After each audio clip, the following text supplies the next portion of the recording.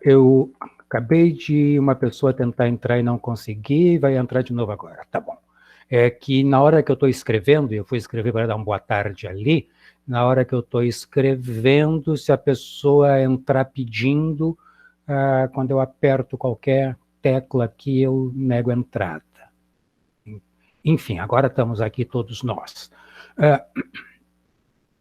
Gente, então hoje, 10 de maio, espero que todos e todas já estejam sabendo que a gente não tem avaliação hoje.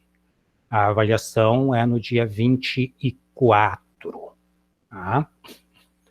E eu queria começar falando disto. Eu vou compartilhar o meu virtual para mostrar para vocês o que é que tem para esta avaliação, e também já quero falar da segunda avaliação, que começa no dia 7. Deixa eu ver. No dia 7 de junho. Bom, então está entrando aí para vocês o virtual e o que é que eu tenho aqui. Então, hoje, 10 de maio, desigualdades sociais e saúde, determinantes sociais da saúde, organização de trabalho final do semestre.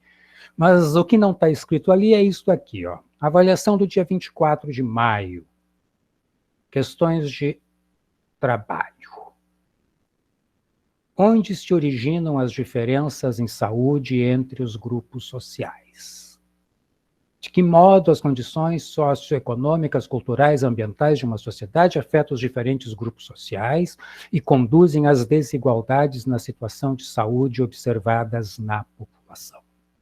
Como que sistemas de saúde projetados adequadamente podem enfrentar e minorar o problema da desigualdade na exposição e na vulnerabilidade entre os grupos sociais? Se não faz sentido tratar as pessoas e depois enviá-las novamente para as condições de vida que as fizeram adoecer, o que precisaria ser feito? E 5, considerando as respostas às questões acima, onde e como deveríamos intervir para reduzir as iniquidades em saúde e melhorar as condições gerais de saúde da população. Queria destacar essa de número 5. Considerando as respostas às questões acima. Então, dependendo de como vocês respondem as 4 primeiras, é diferente a resposta da quinta. Para dar um exemplo, pegando a 3, sobre sistemas de saúde. Se você responder que sistemas de saúde, independente da maneira como forem projetados, não tem como ajudar a minorar a desigualdade na exposição dos grupos sociais a fatores de risco para a saúde, ou não tem como enfrentar a vulnerabilidade dos grupos sociais, você vai responder dizendo que não tem que intervir em sistema de saúde. Já se você responde a 3, dizendo que um sistema que for universal, gratuito, de atenção integral à saúde, etc. e tal, pode sim ajudar muito na entrada, na melhoria das condições de saúde das pessoas, aí você vai dizer, então, que onde devemos intervir, entre outras coisas, nos sistemas de saúde. Tá. Então, não esqueçam disso. Eu sei que vocês estão já preparando essas questões, várias pessoas responderam, já organizaram. Lembrem disso, a quinta depende das outras 4. Deem uma olhada nisso, tá bom?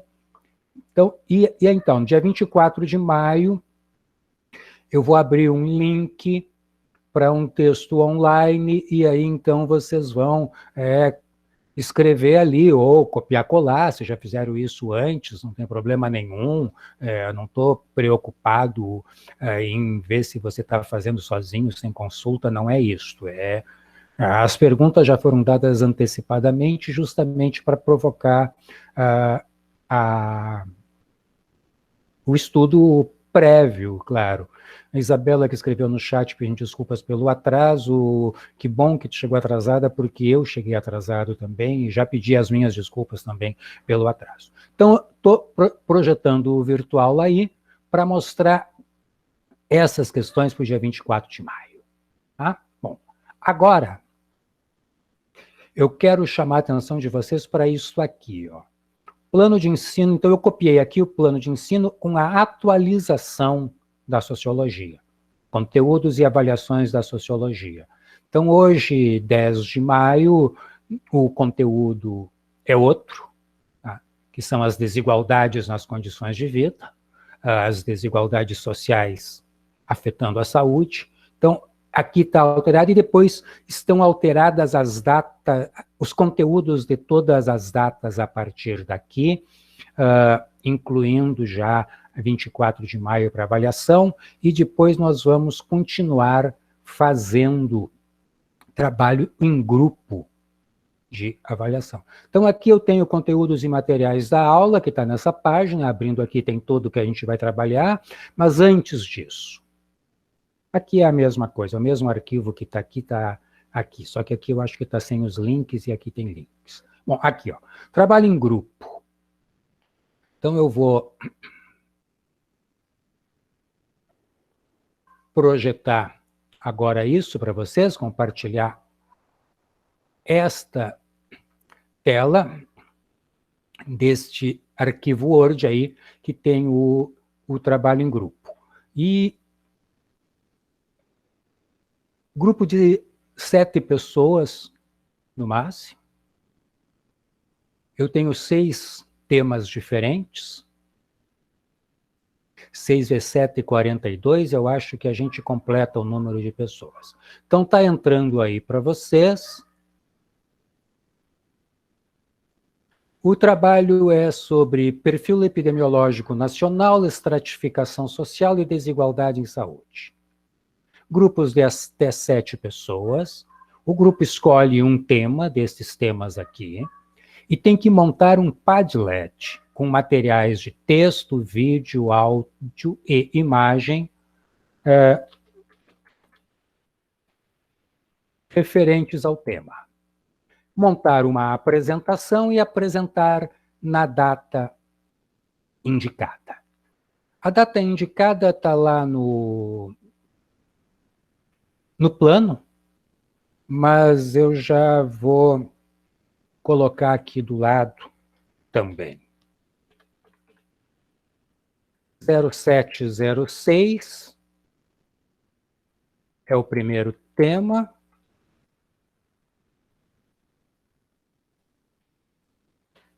14 de junho é o segundo tema.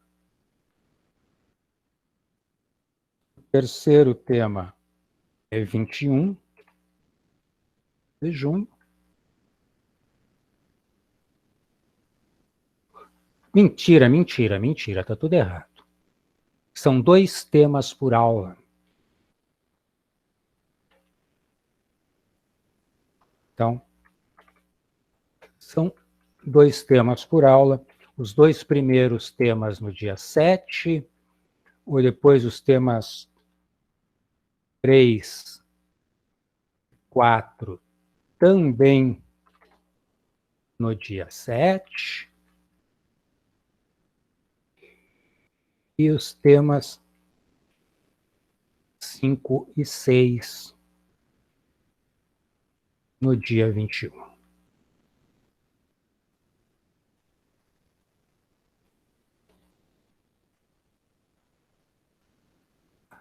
Eu coloco referências básicas, é um conjunto grande de referências.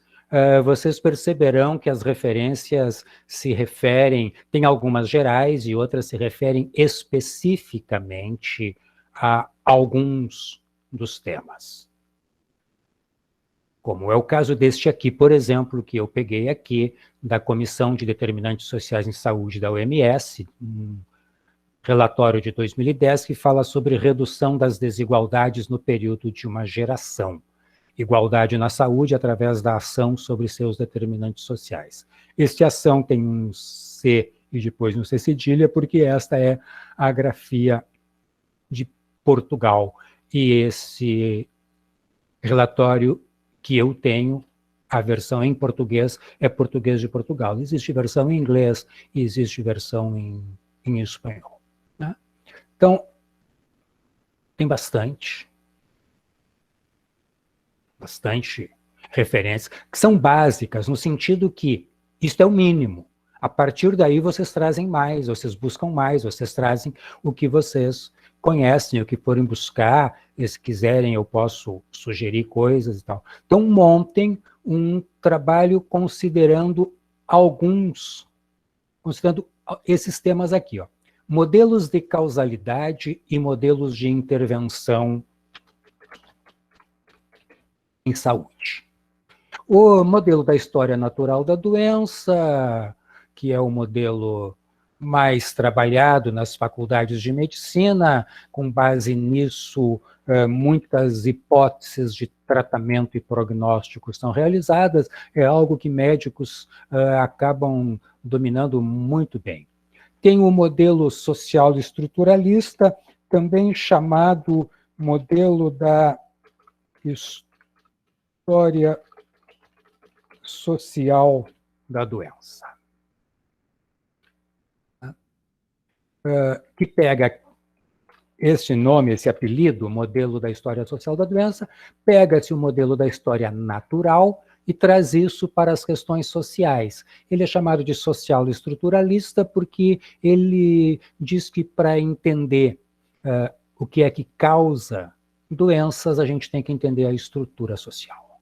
O modelo do campo da saúde, que é um modelo que foi trazido em 82, numa conferência da OMS, em Ottawa, e o modelo o modelo do campo da saúde, e depois o modelo da promoção da saúde. Tá? Então, aqui está entrando mais gente. Bom, deixa eu ver o que apareceu aqui de...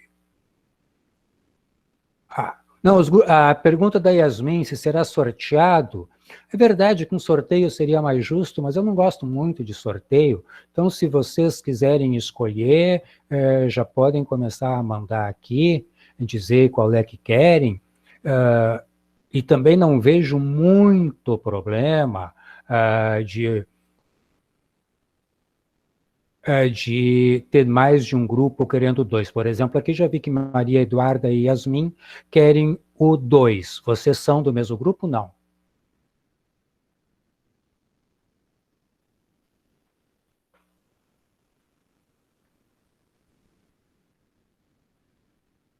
É só isso que eu preciso saber. Já tem, sim, está respondido aqui. Tá aqui, já tem gente que quer o 5.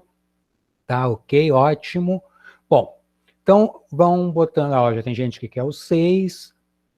E aí tem uma sequência de datas que tem a ver com a lógica dos temas.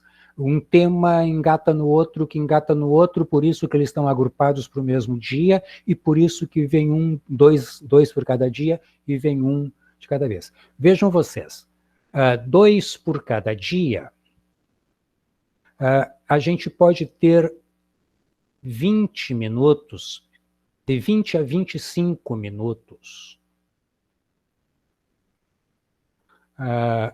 apresentar na data indicada.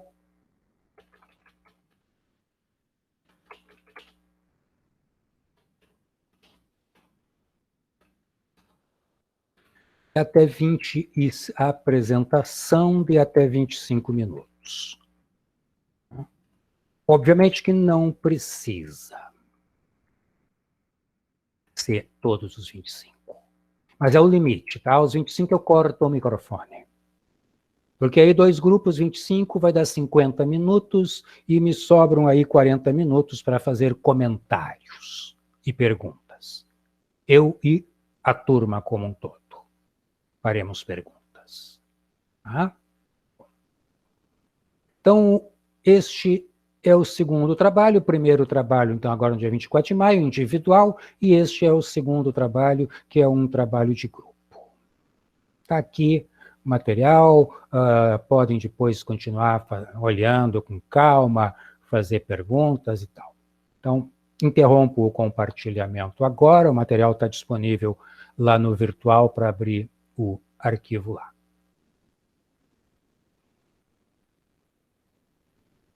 Tá. Ótimo, adorei agora que a Carolina colocou o nome de todo mundo do grupo. Estão valendo, todos que estão ali, tá? Quem escreveu tá ok, então já tem o 2, o 5, o 6, o 3, tá? Depois só peço que as pessoas me completem, não precisa nem ser hoje, mas me completem até a semana que vem o nome do grupo, os nomes do grupo. Efetivamente não precisa ser hoje, vocês podem já ter um tempo aí para ver isso. Bom, e aí, então, a gente pode entrar na aula de hoje, desigualdades sociais e saúde. Eu vou falar, então, veja, e os determinantes sociais de saúde que vêm logo na sequência. Então, eu coloco novamente o virtual para... Vou compartilhar novamente o virtual.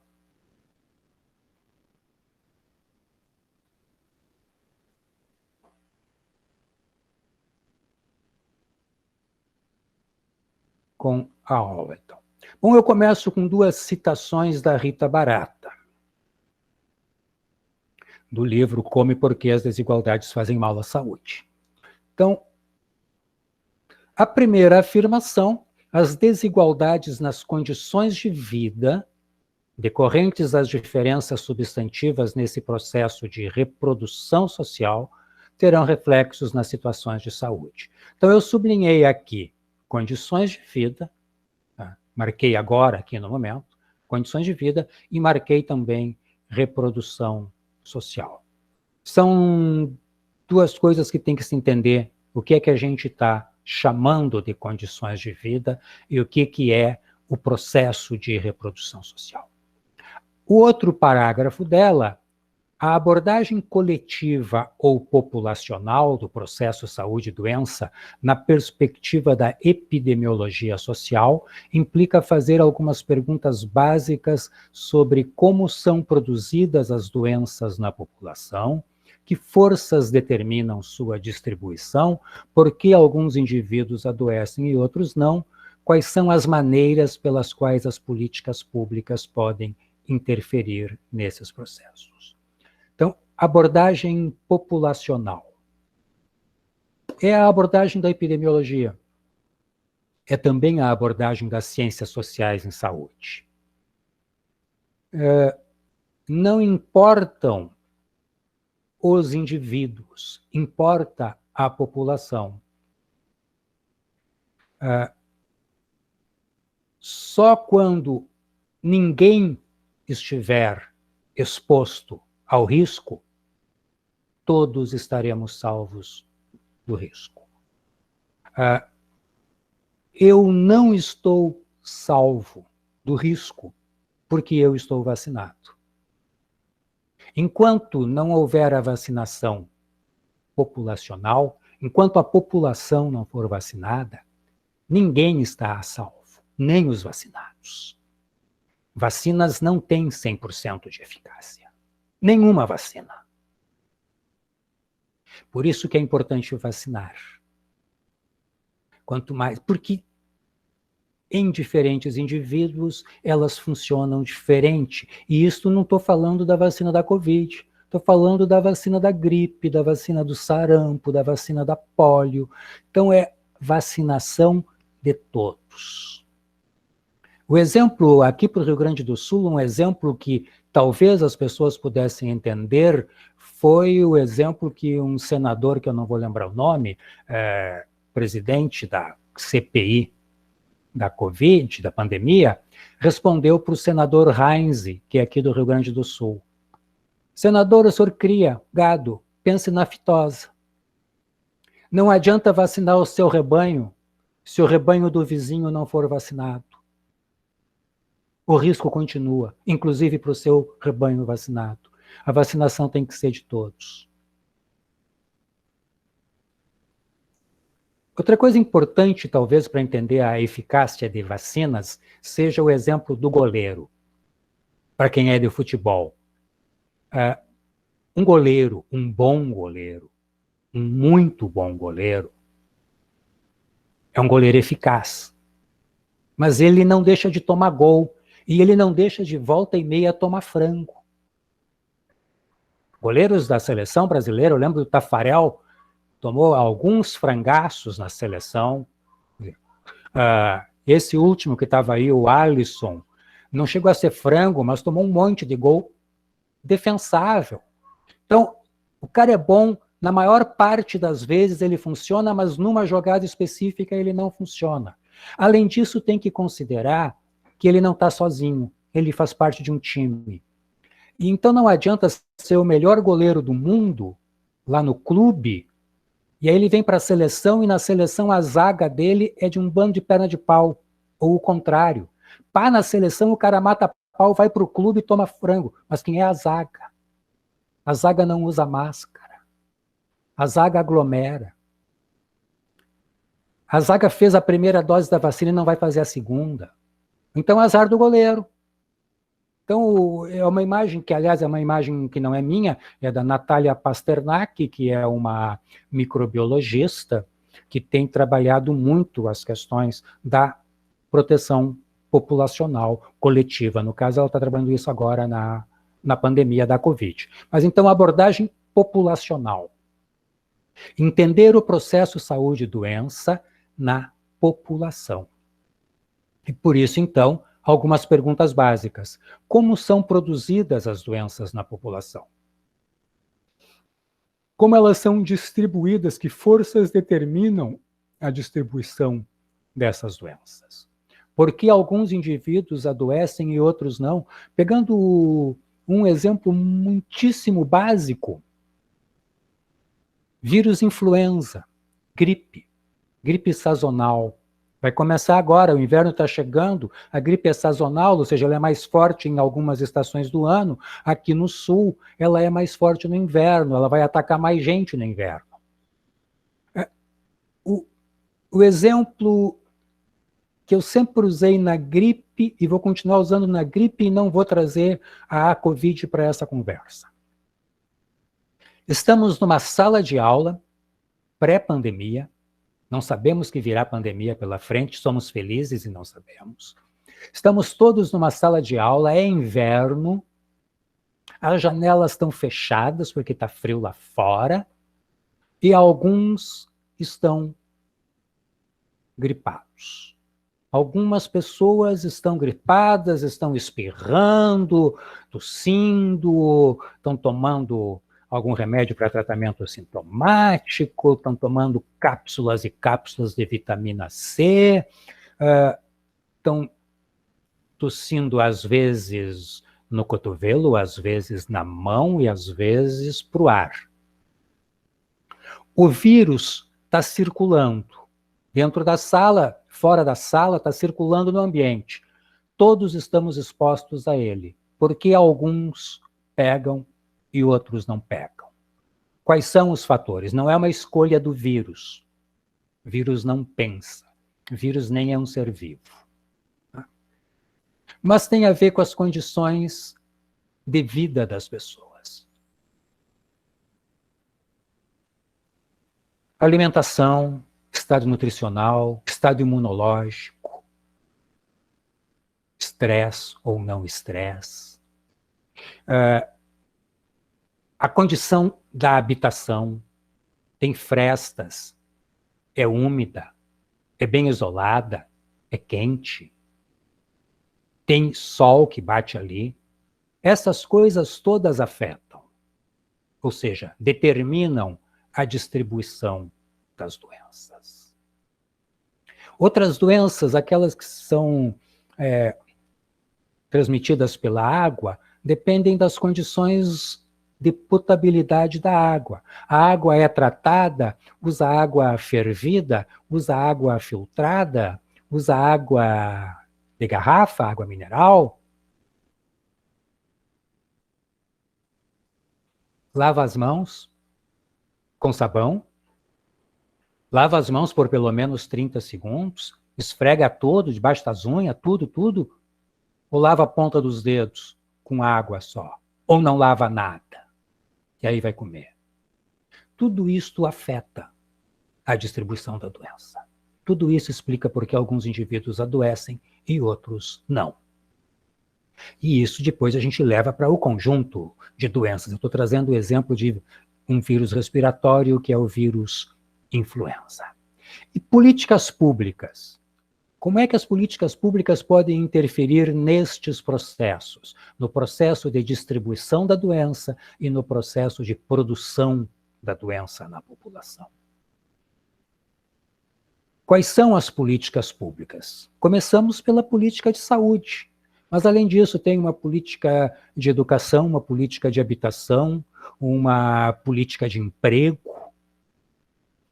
Tudo isto afeta diferentemente as pessoas. Então, nós temos desigualdades no estado de saúde, que tem a ver muito com isso que eu estou dizendo, e também tem desigualdades no uso de serviços de saúde.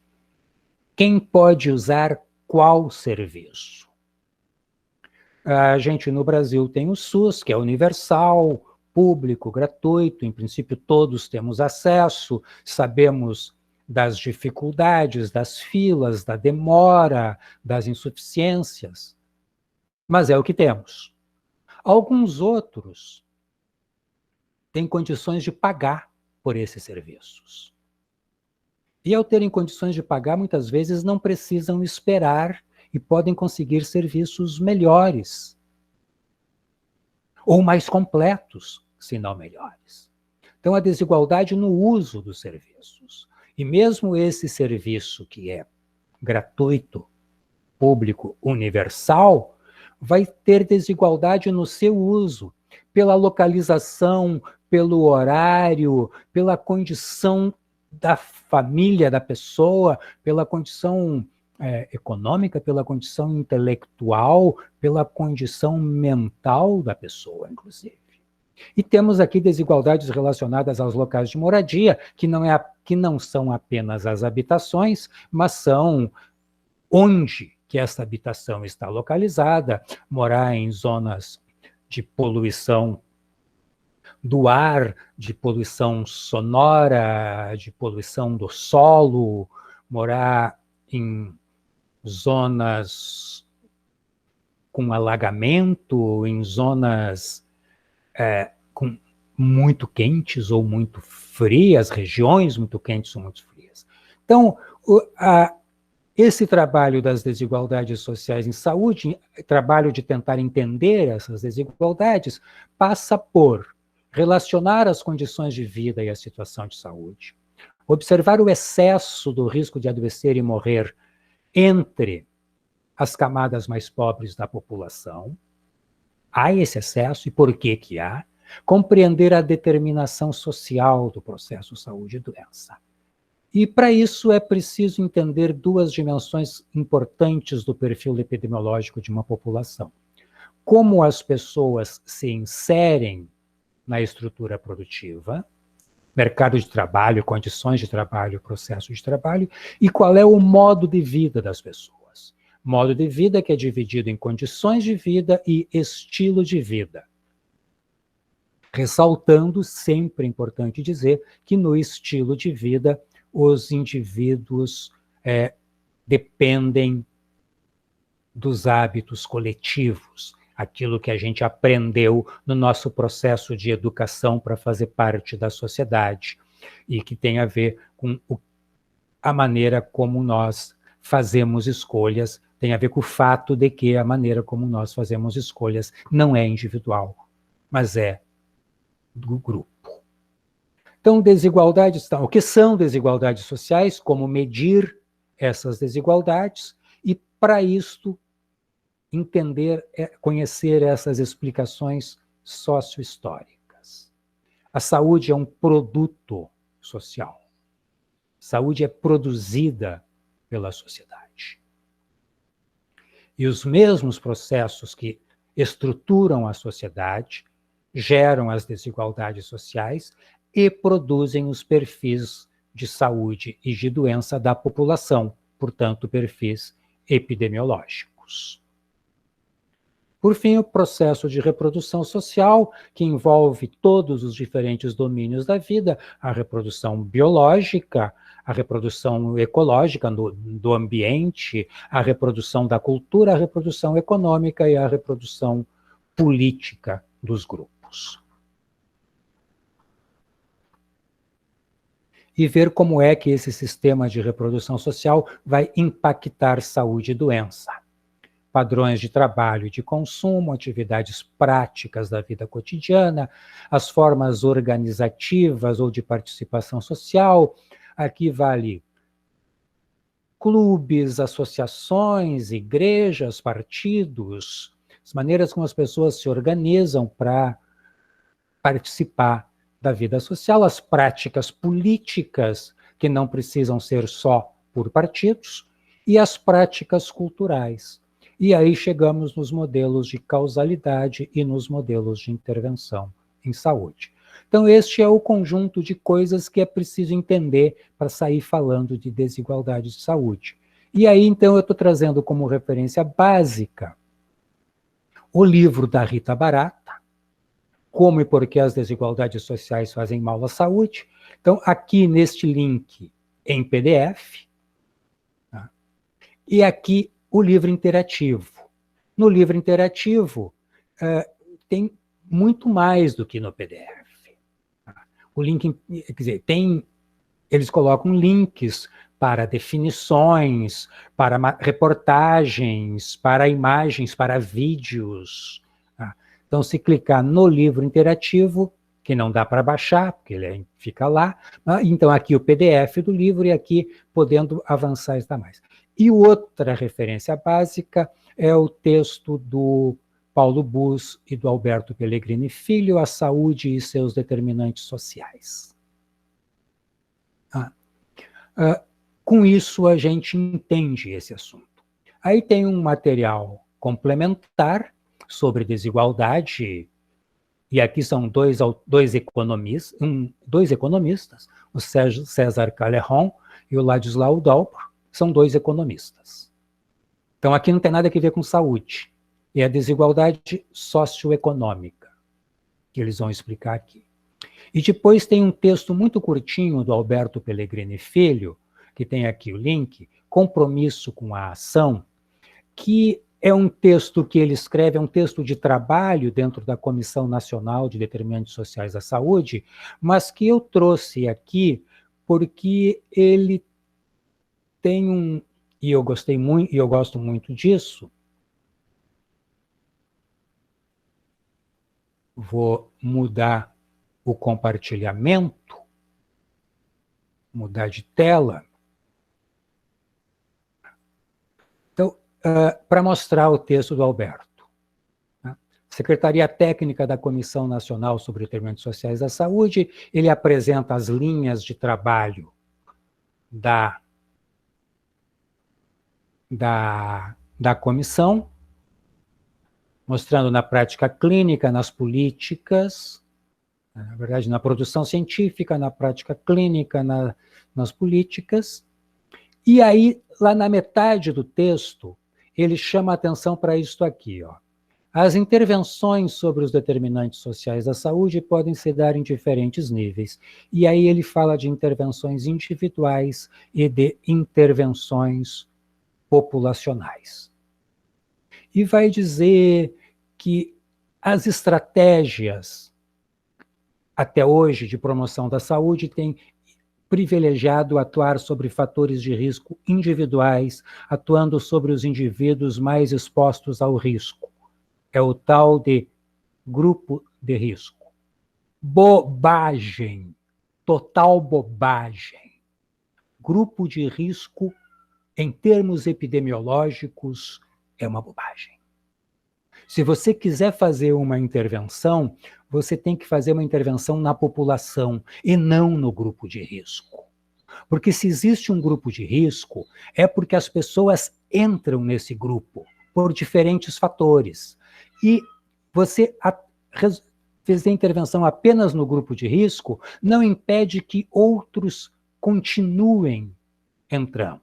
Não leva em conta, então, quando você faz aconselhamento individual, pare de fumar porque isso, porque aquilo, você está desconsiderando os fatores culturais, está desconsiderando a propaganda, está desconsiderando a influência do grupo. Às vezes você tem que começar a fumar porque senão você não é considerado pelo grupo de amigos, assim como você tem que começar a beber pela mesma razão, assim como você tem que começar a transar pela mesma razão, porque senão você, ou ao contrário, você tem que parar de transar e se deixar puro e casto até o casamento, ou você tem que parar de usar álcool ou de usar tabaco, porque o grupo não te aceita se você continuar fazendo. Então é muito difícil dizer que alguém deixe de fumar ou de comer fruta, de comer gordura, se todos, amigos, familiares em volta, fazem isso. Porque se você for comer de uma maneira diferente, se você não for fumar, não for beber, você vai ser um excêntrico, um bobo.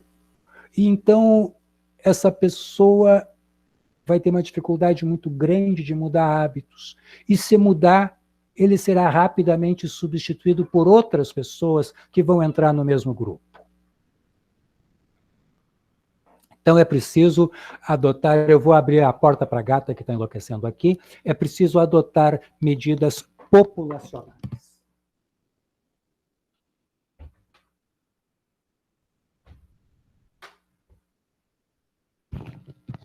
O problema dessas aulas em home office é a gata. Então, os fatores de risco individuais não são condições suficientes para causar determinadas doenças. Hábito de fumar, colesterol alto, obesidade, às vezes não são condições nem necessárias nem suficientes. Então, o sujeito, o indivíduo, não entende isso, né? O exemplo é aquele, eu tenho um amigo, um parente, um vô, um tio, 80 anos, fuma desde os 10 anos de idade, gosta de carne vermelha com bastante gordura e bastante sal, e tem total saúde.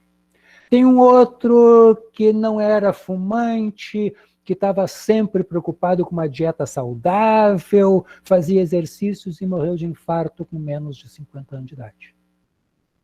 Isso acontece todos os dias. E então, as pessoas têm dificuldade de entender. Por isso que é importante entender o que são as intervenções populacionais. E aí, um bom exemplo, que é o exemplo, é por isso, especificamente por isso, que eu trouxe aqui, o Alberto Pellegrini, ele traz uma comparação que facilita o conceito de fator de risco. A loteria. Evidentemente, qualquer uma das pessoas que está nesta sala agora sabe que uma pessoa que compra 5 bilhetes tem mais probabilidade de ganhar um prêmio do que a pessoa que compra apenas 1 bilhete de loteria.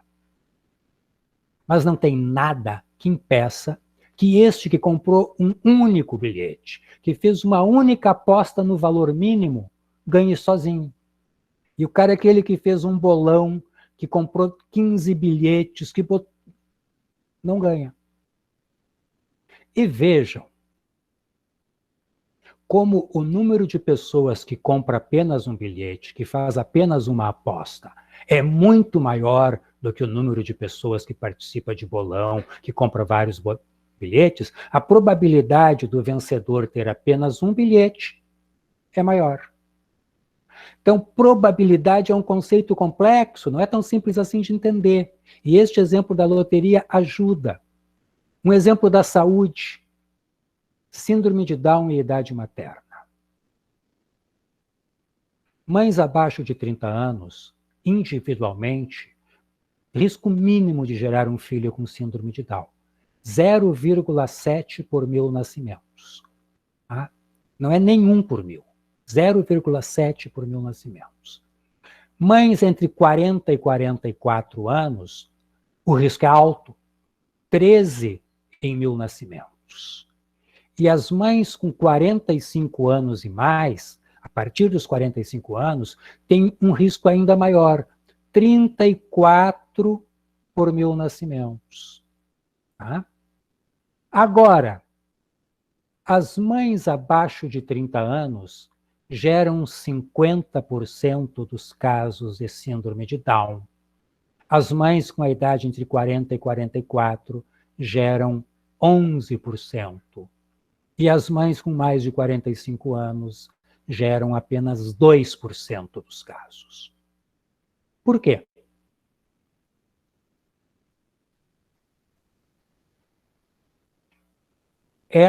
Entender isto é fundamental. É muito raro, muito mais raro, uma mãe com menos de 30 anos ter um filho com síndrome de Down. No entanto, individualmente, no coletivo, 50% das crianças com síndrome de Down nasceram de mães com menos de 30 anos de idade. Metade das crianças. Por quê? Qual é o fator? Deixo no ar e avanço. Deixo no ar e avanço. Um outro exemplo é que, dependendo do tipo de doença, você trabalhar com as pessoas mais expostas a fatores de risco não diminui a incidência da doença, já que as causas da incidência a nível epidemiológico, a nível populacional, estão relacionadas aos determinantes sociais. É o caso da hipertensão, pressão arterial alta.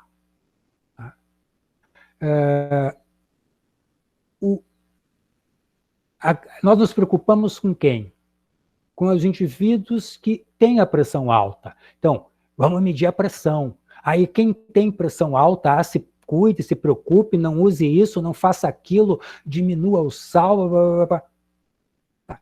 E quem tem pressão normal, tranquilo, tá bom. Então a gente fica pensando, o que será que tem no histórico deste indivíduo que provoca a pressão alta dele? Vamos fazer uma investigação do histórico desse indivíduo e vamos intervir e vamos tratá-lo para a pressão alta. O sujeito que mede a pressão e tem lá 8/12, meu caso, 8/12, pressão perfeita. Não tem que se preocupar com nada. E como não tem que se preocupar com nada, deixa o indivíduo aí. Tinha que intervir para manter. Porque aí o cara, minha pressão é boa, eu não tenho problema de pressão. E aí passa a abusar disso, abusar daquilo. Então, é preciso entender por que as pessoas têm pressão alta. Por que as pessoas não têm pressão alta? E aí a gente passa a agir no nível populacional, sobre os determinantes mais gerais da pressão alta. E com isso a gente vai conseguir obter um impacto muito maior na saúde geral da população. Então, intervir apenas em grupos de risco, em termos de saúde coletiva, em termos de epidemiologia, é uma bobagem. Porque o impacto é muito pequeno na saúde geral da população. Então, tem vários estudos, especialmente em Londres, que o Michael Marmot e o Jeffrey Rose mostram, e ele vai citar, o Pellegrini cita aqui estes estudos. Então, aqui vamos ter, na continuidade desse texto do Pellegrini, ele vai chamar atenção para 4 níveis de atuação sobre os determinantes sociais. O nível individual, o nível das redes comunitárias, o nível das condições de vida e trabalho e o nível das condições socioeconômicas, culturais e ambientais gerais da população. Tá? Então, paro de compartilhar, trago para cá de novo. Então, veja, o que eu estou trazendo agora? Para compreender como e por que as desigualdades sociais fazem mal para a saúde de todos, a gente tem que entender o que é o nível populacional. E tem que entender que a intervenção em saúde vai ser mais eficaz se ela for uma intervenção em nível populacional. Prevenção é uma coisa coletiva. Claro que o indivíduo também pode, cada um cuida de si e previne, obviamente. Mas em termos de política de saúde, a intervenção tem que ser populacional.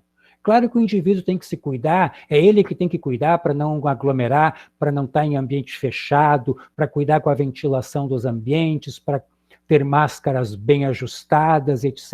e tal. Isso é o indivíduo, é a responsabilidade de cada um, que deve pensar em si e nos outros, mas preferencialmente começa pensando em si. Quem faz gestão de saúde, quem está preocupado com a política de saúde, com a saúde coletiva, tem que estar pensando na população.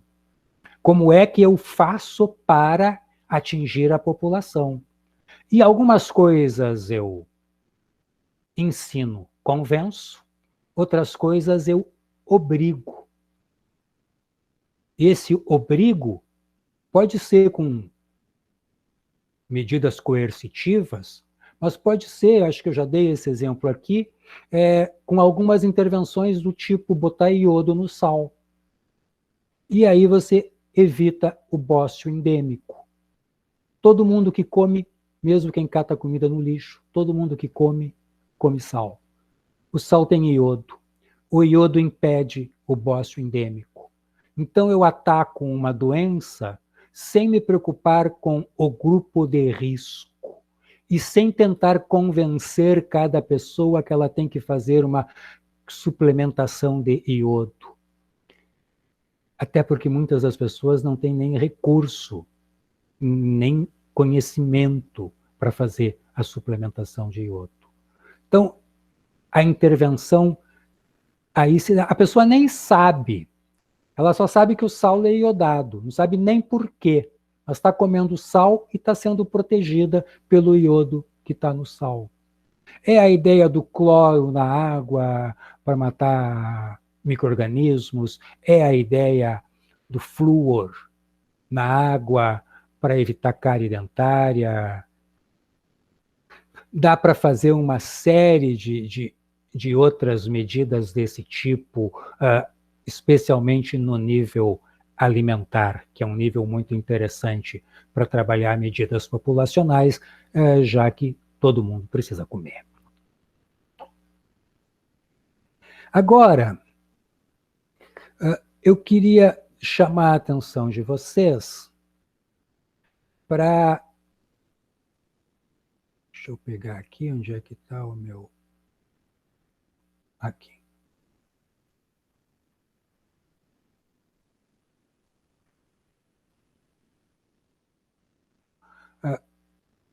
Eu falei antes,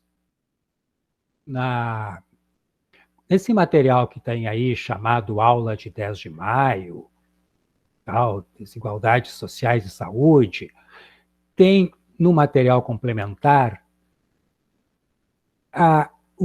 além do livro da Rita Baratas, eu também coloquei ali as reportagens que foram utilizadas como materiais complementares nos capítulos do e-book interativo.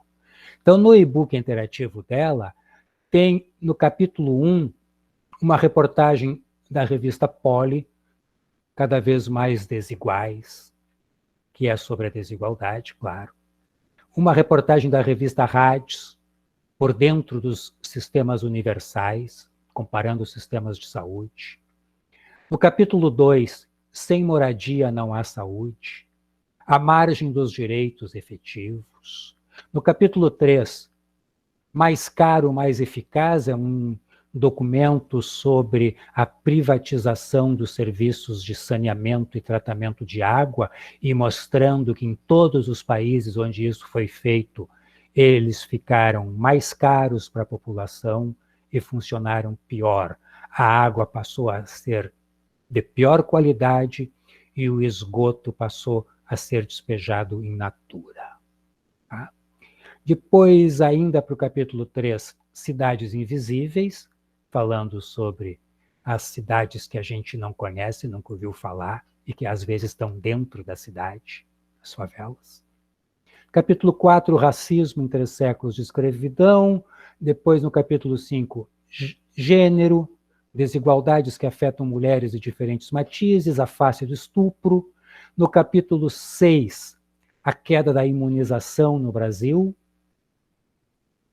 Então, e que isso não é de agora, tá? Isso é do século XXI, mas é uma matéria de 2009, sobre a redução da imunização. O Brasil já teve o maior e melhor programa nacional de imunização do mundo e que começou a degringolar a partir de 2010.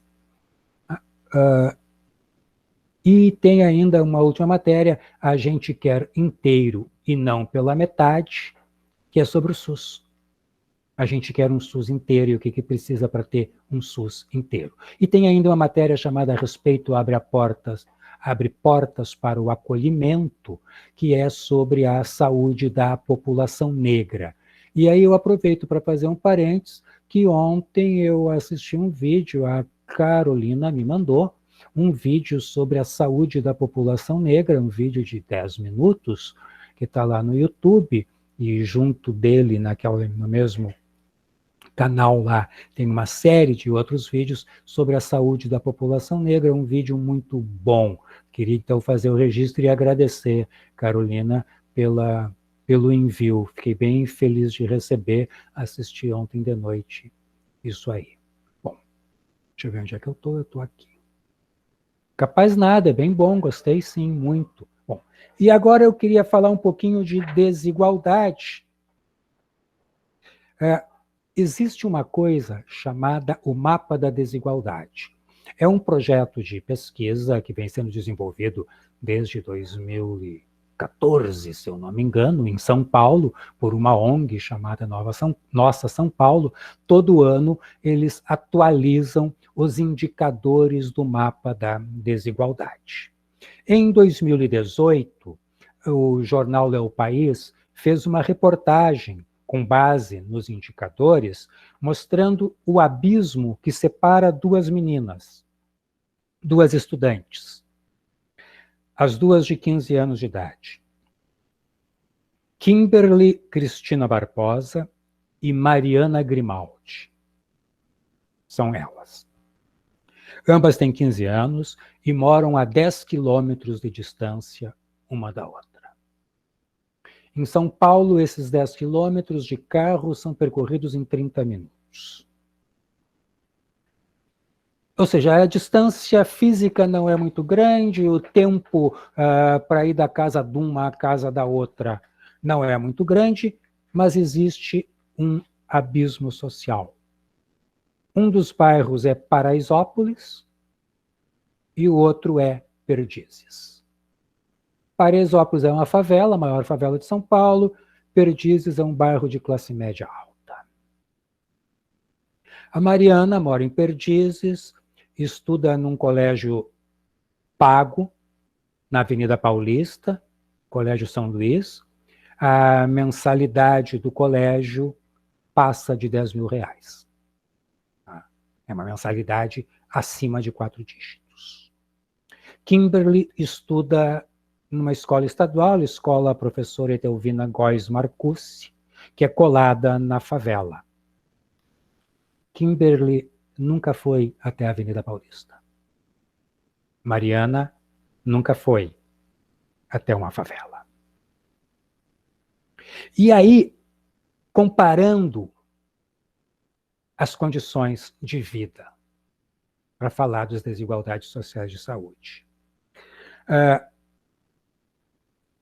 Kimberly mora numa casa de 2 quartos e um banheiro, junto com mais 7 pessoas, com ela 8. Uma tia, sua mãe, 5 irmãos. E ela, a sexta das irmãs. Né?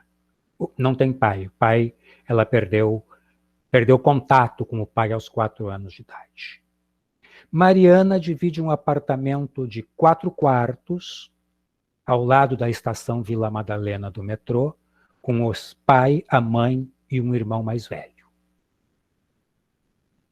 4 pessoas, 4 quartos. Como o pai e a mãe vivem no mesmo quarto, o quarto virou um escritório.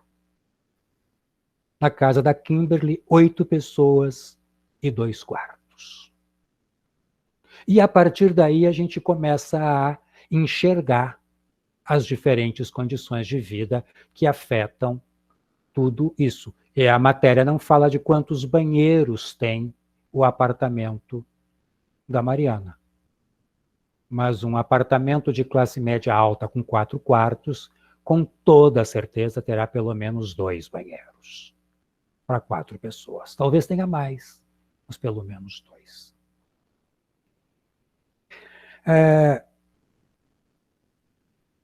Mariana estuda de manhã, Kimberly também. Mariana sai do colégio às 20 horas. Ela passa o dia no colégio. O que ela faz lá? Inglês, esportes, mata tempo, conversa com as amigas, vai na padaria do lado, vai no shopping para almoçar, volta para a escola para repassar as matérias, para fazer os temas.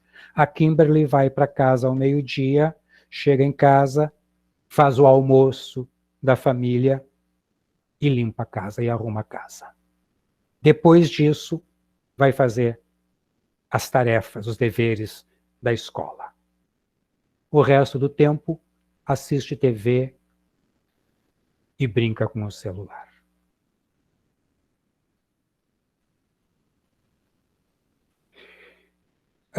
E aí vai dando a comparação, a Mariana vai para o colégio levada pelo pai de carro, a Kimberly vai a pé, até porque o colégio é grudado na favela, e lá dentro da favela é difícil de circular de veículo, e por aí, então, ela vai avançando. A Mariana quer fazer engenharia na USP, mas antes disso ela vai fazer um intercâmbio de 1 ano nos Estados Unidos. Seu irmão já fez. Pretende se formar no ensino médio nos Estados Unidos. E então, a gente vai vendo todas essas situações. Mãe e tia da Kimberly estão desempregadas, vivendo de Bolsa Família. Na Mariana, a situação é o pai e a mãe são engenheiros elétricos, tem um plano de saúde, o trabalho da mãe dá um plano de saúde no Hospital Albert Einstein, tem empregada doméstica, tem cozinheira, de segunda a sexta. Então, são 2 mundos, separados por 10 quilômetros, separados por 30 minutos. Separados por um abismo social. E a partir daí, então, a matéria vai continuar trabalhando o acesso à cultura, o acesso ao esporte, etc., etc., mas não vai falar do acesso à saúde. A não ser isso, Mariana é dependente da mãe num plano de saúde que o serviço da mãe paga para ela no Hospital Albert Einstein. E por aí você já pode imaginar que tipo de acesso que a Mariana tem. A Kimberly vai na unidade básica de saúde que fica perto da favela. Então, desigualdades no acesso aos serviços de saúde, desigualdades nutricionais, desigualdades no estilo de vida, nas condições de vida, né? Então, são estas as coisas que a gente... Deixa eu achar, estou procurando aqui. Tá aqui. Então, agora eu quero mostrar para vocês, no tempo que a gente ainda tem. Deixa eu pegar aqui.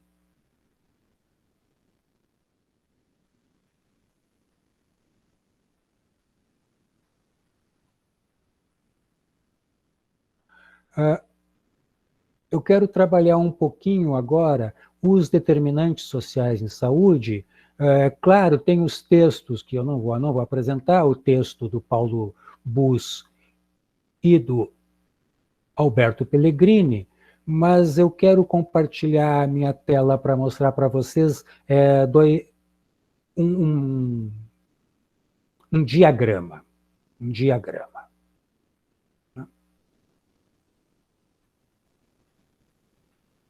Então, está entrando aí, tem a referência, esse texto está lá no virtual, dentro daquele bloco chamado Aulas de Maio. Se vocês olharem, eu abri no virtual um bloco, aula de 10 de maio, onde eu estou trazendo o material que eu estou mostrando hoje, mas esse texto aqui, o texto, inclusive os slides, mas o texto do Paulo Bus e do Alberto Pellegrini está no bloco anterior. Então, primeira coisa, eu já vinha falando nisso, entender a distinção entre determinantes de saúde dos indivíduos, determinante de saúde dos grupos e das populações. Isso é básico, entender que é diferente.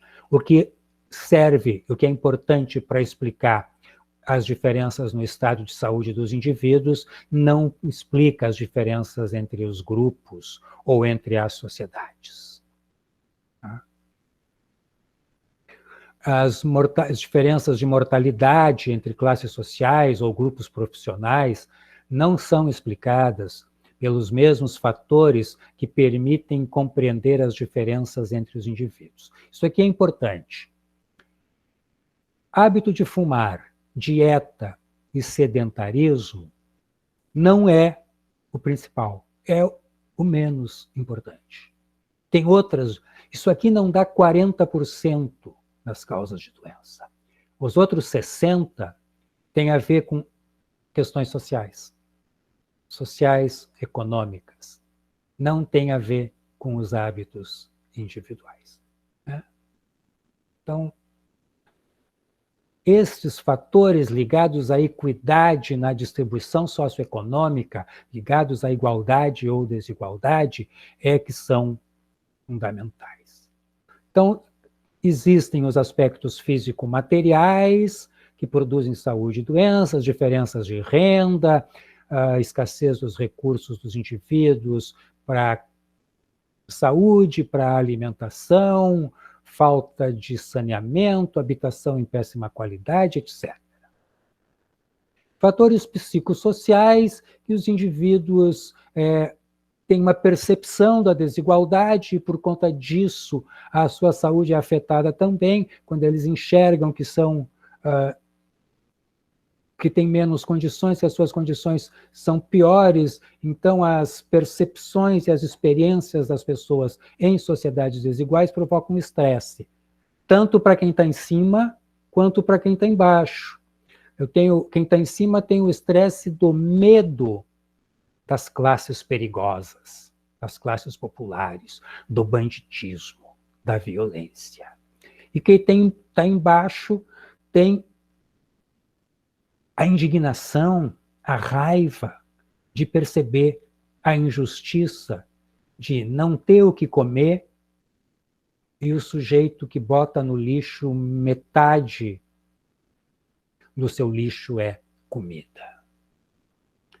O sujeito que não tem onde morar ou divide um barraco com 8 pessoas e o camarada que tem quarto com mais peças do que uma casa com mais peças do que gente, e que na verdade tem uma casa aqui, mais uma na praia, mais um sítio, mais a casa da fazenda, e se duvidar tem mais um apartamentozinho ali em Miami ou em Paris, e etc. e tal.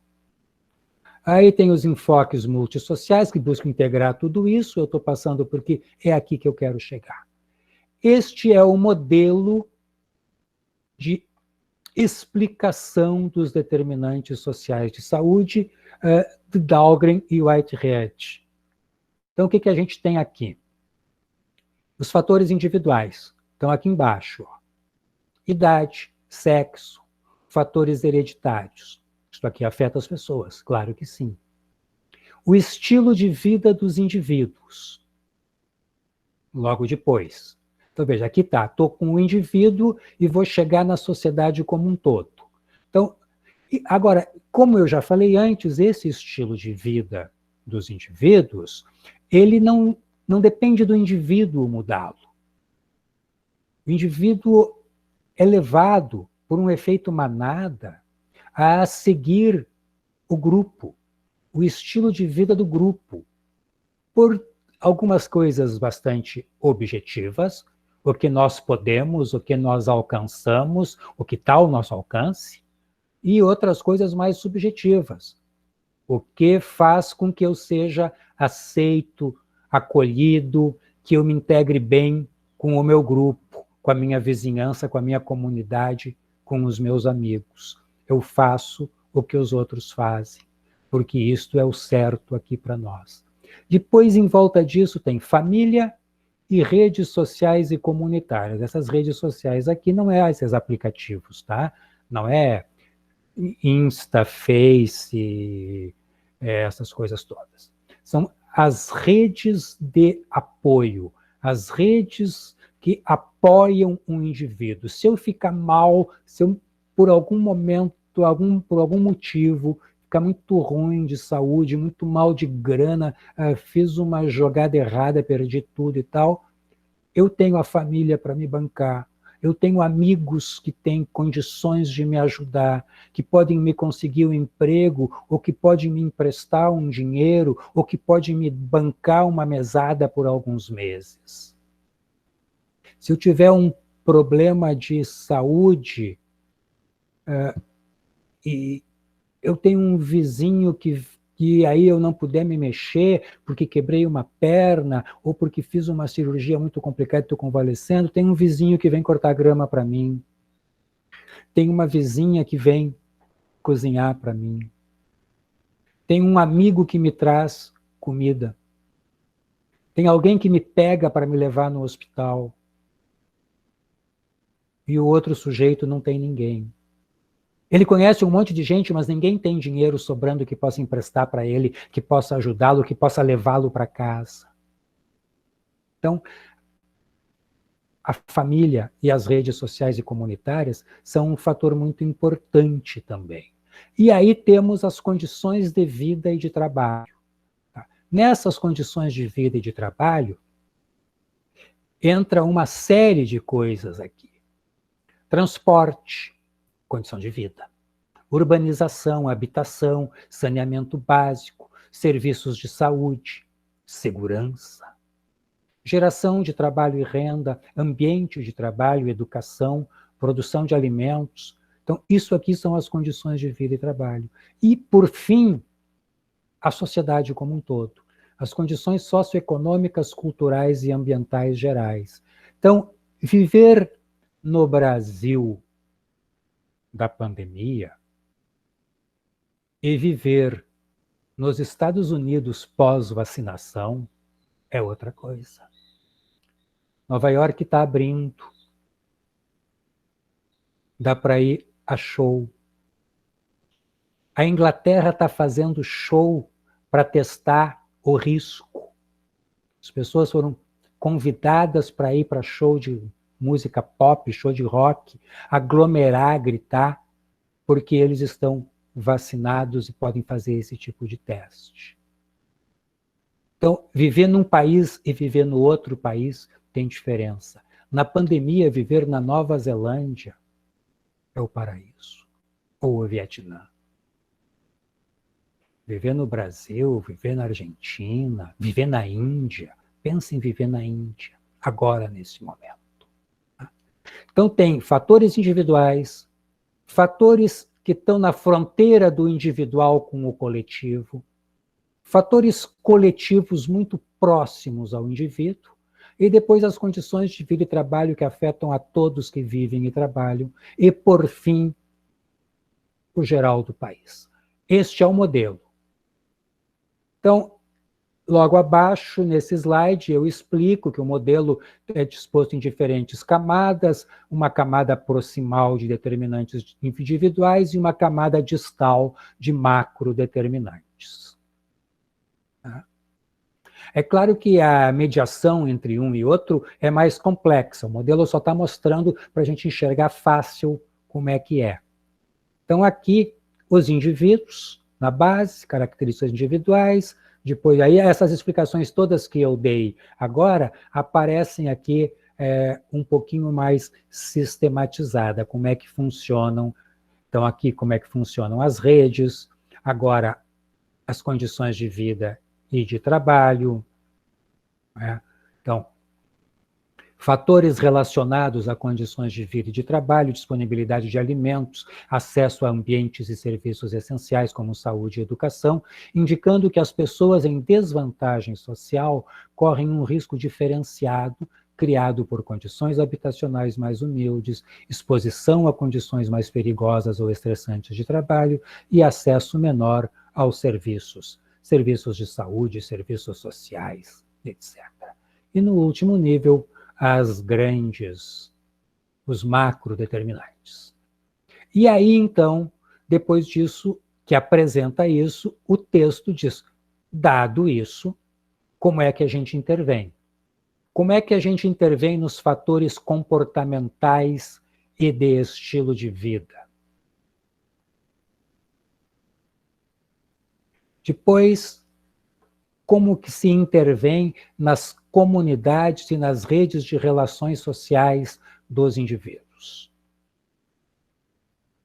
Terceiro nível, a intervenção das políticas sobre as condições materiais e psicossociais nas quais as pessoas vivem e trabalham. Então, essas políticas aqui vão tentar assegurar acesso à água limpa, esgoto, habitação adequada, alimentos saudáveis e nutritivos, emprego seguro e realizador, porque se o emprego não me realiza, ele é um fator estressante e pode ser um fator de adoecimento muito forte, ambientes de trabalho saudáveis, serviços de saúde e de educação de qualidade. Então, estas políticas do terceiro nível, ou seja, das condições de vida e trabalho, são políticas de diferentes setores da sociedade, política de educação, política de habitação, política de saúde, política de assistência social, política de emprego, e então aqui seria preciso conseguir, de alguma maneira,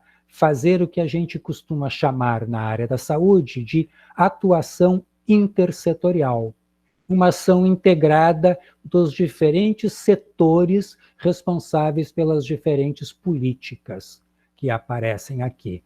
E, por fim, no quarto nível, que é o nível dos macrodeterminantes, as políticas macroeconômicas, política de proteção ambiental, política de promoção de uma cultura da paz, é tudo que o Brasil não tem atualmente. Proteção ambiental, cultura da paz, cultura da solidariedade, trabalho, emprego.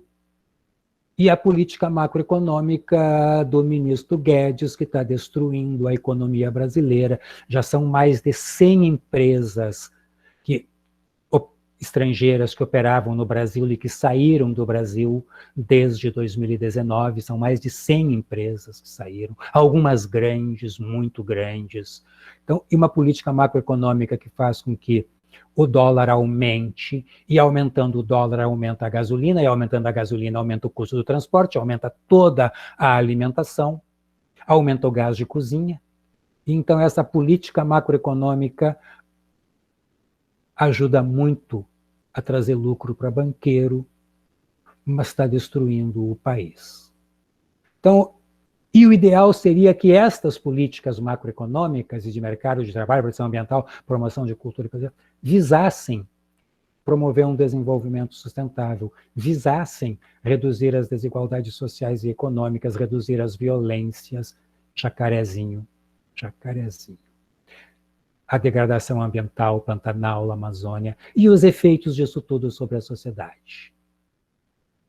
Então, e depois, então, políticas específicas sobre os mecanismos de estratificação social e sobre os diferenciais de exposição a riscos de vulnerabilidade e as consequências disso.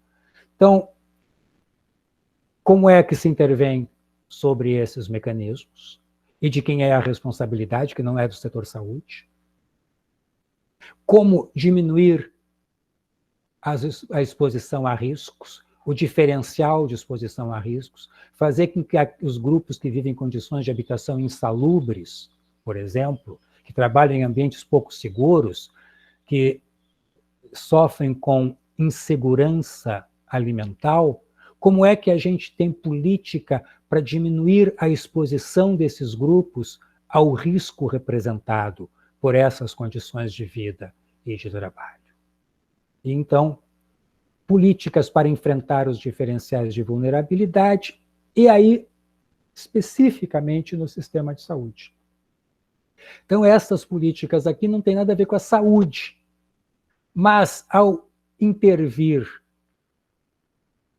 nesses fatores, ajuda a diminuir a vulnerabilidade de saúde dos grupos mais desprotegidos. E aí, então, é preciso também buscar políticas para o sistema de saúde, melhoria da qualidade dos serviços para toda a população. Né? Então, a verdade é que teríamos que ter condições de todos podermos acessar tudo o que for necessário para a nossa saúde, e não só quem pode pagar.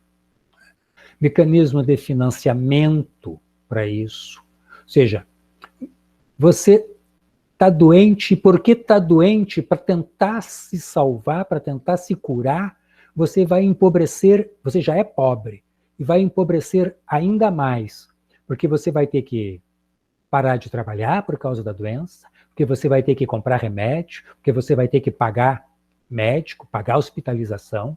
Então, e é o caso, por exemplo, de países que não têm sistemas universais de saúde, é o caso dos Estados Unidos, que aparece muito bem naquele documentário do Michael Marmot, SICO, SOS Saúde, é o título que foi dado no Brasil, em que ele mostra que, por conta de um câncer da esposa, o casal de velhinhos vendeu a casa e passou a morar na garagem da casa da filha.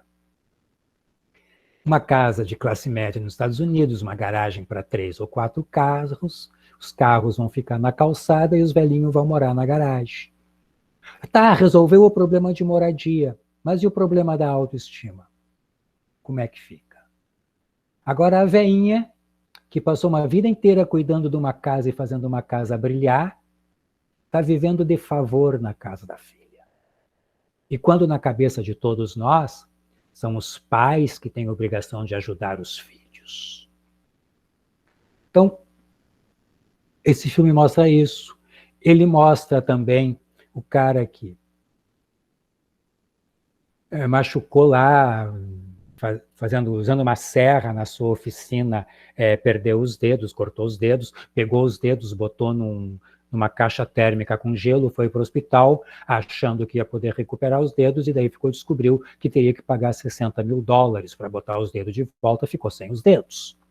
O velhinho que voltou a trabalhar, depois de aposentado, voltou a trabalhar com mais de 75 anos de vida, trabalha de zelador e faxineiro de um prédio para comprar remédio para sua doença crônica.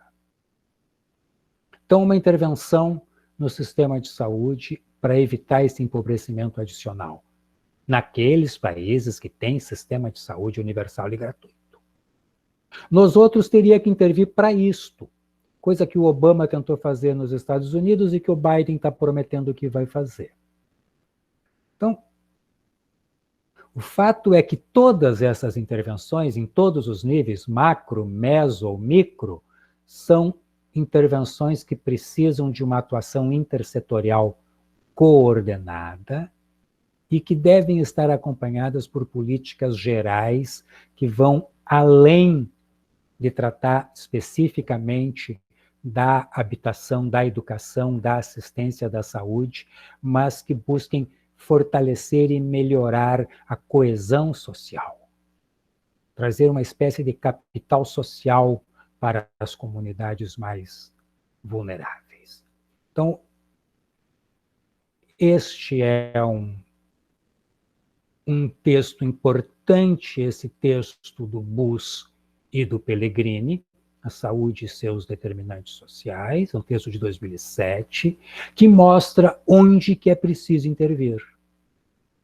Mostra como é que a saúde é determinada por fatores sociais, quais são os fatores sociais que determinam a saúde de uma população e como se precisa intervir nestes determinantes sociais para melhorar as condições de saúde gerais de toda a população.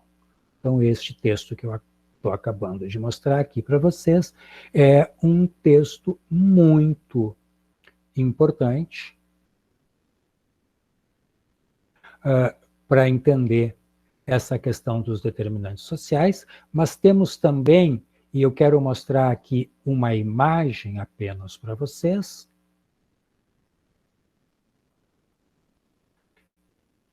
de outro modelo. Então, este aqui é o modelo de Dahlgren e Whitehead. E este aqui é o modelo de Barton e Grant, o mapa da saúde. Vejam que eles pegam uma coisa parecida, mas eles trazem muito mais coisas. Então, aqui, ó, idade, sexo, fatores hereditários, as pessoas. Aqui, o estilo de vida, tá? A comunidade, a economia local. O que tem na economia local onde as pessoas vivem? Então, as coisas ligadas à criação de renda, riqueza, os mercados existentes, e aí, então, as atividades. O que tem para as pessoas fazerem? Trabalhar, comprar, se movimentar, viver, brincar, jogar, aprender, são atividades importantes para a saúde. A construção do ambiente, as ruas, as estradas, os caminhos em geral, os prédios, os locais, ou seja, o ambiente construído. O ambiente natural, os habitats naturais, água, ar, terra, e por falta disso, a mudança climática, a biodiversidade, ou seja, o ecossistema global. Então, aqui, esses autores trazem os determinantes de saúde e bem-estar nas nossas vizinhanças, né? Fatores ligados à macroeconomia e forças políticas globais, fatores ligados a outras regiões e outras vizinhanças. Então, é que isso tem aqui a fonte da onde foi retirado o link para pegar o texto. Então, um mapa da saúde para o habitat humano local, a minha vizinhança. Então, é uma atuação na vizinhança. E o outro são os principais determinantes da saúde. Tá? Então, criaturas, eu trouxe para vocês as desigualdades sociais em saúde e eu vou ler para vocês. Eu acho até que eu já li, mas tem que ler de novo, que depois a gente esquece. E com isso que eu vou ler para vocês, eu vou ler uma reportagem da Eliane Brum. que tem a ver com isto tudo que eu acabei de falar agora, a tal da desigualdade social em saúde. Eu vou ler um texto de 1º de julho de 1999, do livro A Vida que Ninguém Vê. Depois da filha, Antônio sepultou a mulher.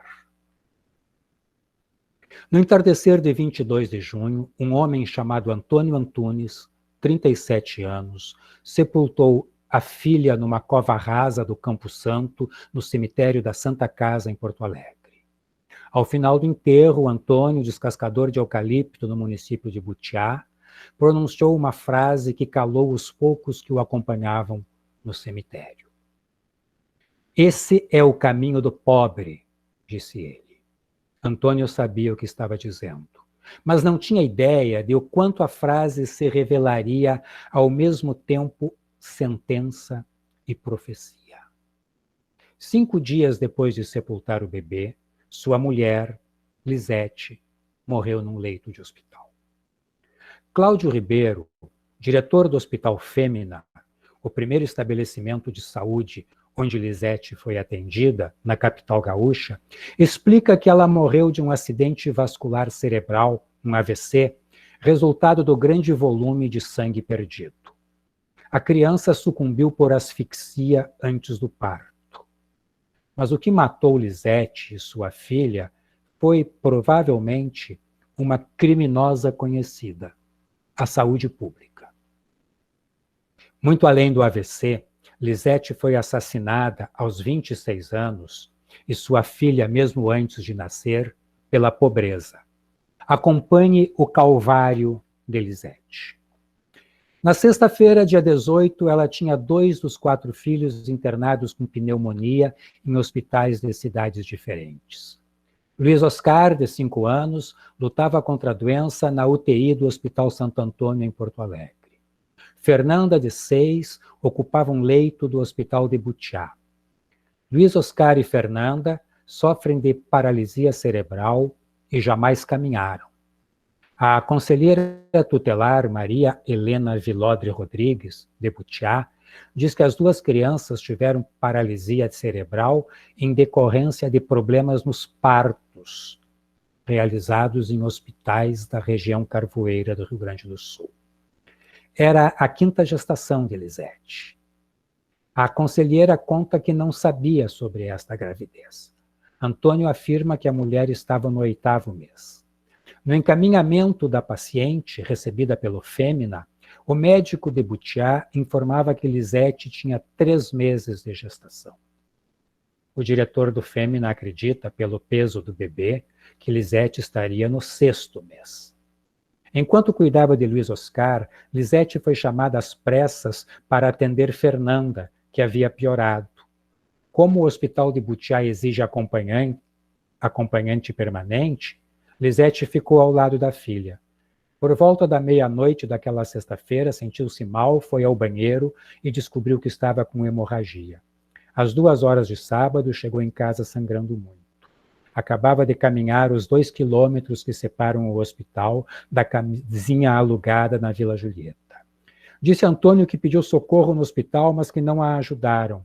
Em lugar de assistência, contou que recebeu apenas uma outra calça e uma camiseta para colocar entre as pernas. Deitou-se e disse ao marido que fosse ao hospital, porque a menina não podia ficar sozinha. Ao amanhecer, Antônio voltou para casa. Lisete só gemia. Apavorado, Antônio pediu a um vizinho que lhe desse uma carona até o hospital, porque a mulher não conseguia caminhar. No hospital, Antônio conta que o médico olhou e disse: "Isso não é comigo, tem de ir a Porto Alegre." Como a ambulância demorava, Antônio ameaçou: "Vocês vão deixar ela morrer só porque eu sou moreno? Se demorarem mais um pouco, vou chamar a polícia."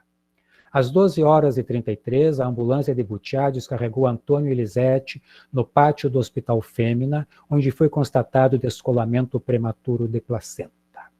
Ela já estava anêmica devido à prolongada hemorragia. O bebê ainda estava vivo. Às 13h15 foi feita a cesariana. O coração da menina, de 960 gramas, já havia parado de bater, vencido pela asfixia. O estado de Elisete era gravíssimo. Devido à demora no atendimento, ela estava com o que se chama de coagulopatia de consumo. Todos os elementos que atuam na coagulação migram para o local da hemorragia, deixando a descoberto os outros órgãos do corpo, inclusive o cérebro. No dia seguinte, domingo, dia 20, ela foi transferida ao Hospital Conceição porque precisava de uma UTI. No dia 23, foi levada ao Cristo Redentor, especializado em neurocirurgia. Uma tomografia revelou edema cerebral intenso e hipertensão endocraniana. No dia 25, entrou em coma. Morreu às 9h20 na UTI do Cristo Redentor. O descolamento prematuro de placenta é um problema grave na gestação, mas faz parte da rotina das maternidades. Quanto mais cedo se faz a cesariana, maiores são as chances da mãe e da criança. Se a intervenção é imediata, o sucesso é de 100%. No caso da Lisete, fizemos o que podíamos, mas ela chegou aqui tarde demais, afirma o diretor do Hospital Fêmea. Bebês prematuros também fazem parte do cotidiano das maternidades. No Fêmea, se consegue salvar bebês com mais de 600 gramas. O bebê de Antônia Elisete pesava 960 gramas. Morreu por asfixia porque a cesariana foi feita tarde demais. Cláudio Neto Sampaio, administrador do Hospital de Butiá, instituição sustentada por uma fundação municipal, disse que desconhecia o caso. O chefe do plantão do hospital, José Antônio Saravia, ouviu os funcionários envolvidos na tarde de ontem, depois de procurado por 0 hora. Pelo que me contaram, diz ele, Lisete disse às funcionárias que estava menstruada e por isso vestiu uma roupa do hospital. Foi embora e quando o marido chegou para cuidar da menina, disse que ela tinha abortado, o que causou estranheza nas enfermeiras. No dia seguinte, o médico diagnosticou aborto incompleto e a enviou a Porto Alegre para fazer a curetagem, já que não temos como fazer aqui. É isso que eu posso dizer no momento. O Hospital de Butiá, conforme Saravia, tem todo o equipamento para realizar cesarianas, mas não o faz por falta de verbas. O plantão médico de urgência está entrando no 3º mês sem pagamento. A situação foi definida pelo administrador como calamitosa. Um dia depois de sepultar a mulher, 7 dias após o enterro da filha, Antônio balbuciou uma frase solitária, dessa vez um desejo. Espero nunca mais precisar pedir socorro em hospital. Epílogo. Lisete foi enterrada em Butiá na manhã de segunda-feira. Na terça, Antônio preparava um arroz com linguiça para os 2 filhos sadios, no casebre alugado e agora vazio. No armário meio capenga, 2 contas de luz atrasadas e um aviso de corte. Puxando um carrinho de plástico, Bruno, de 3 anos, pedia pela mãe. Fernando, de 8, ajudava o pai em silêncio. No hospital de Butiá, Fernanda tinha alta, mas não se sabia para onde levá-la. A conselheira tutelar tentava evitar que fosse enviada para a unidade especial da FEBEM. Em Porto Alegre, no Hospital Santo Antônio, Luiz Oscar respirava com a ajuda de um tubo de oxigênio.